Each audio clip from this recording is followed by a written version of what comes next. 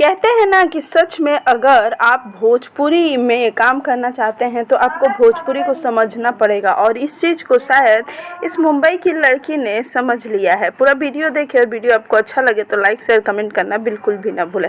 पवन सिंह के बहुत सारे फैंस हैं, इस मोहतरमा का वीडियो अपने सोशल मीडिया पर काफ़ी ज़्यादा शेयर कर रहे हैं। ये मुंबई की रहने वाली है और इन्होंने लगभग अपने पूरे इंस्टाग्राम पे काफ़ी ज़्यादा भोजपुरी गाने पे वीडियो बनाया है, जिसमें से पवन सिंह जी के गाने बहुत सारे हैं, जैसे कि भैया के साली, बहुत सारे गाने हैं। अगर आप जाकर देखेंगे इसके इंस्टाग्राम आईडी में तो आपको खुद ब खुद समझ में आएगा।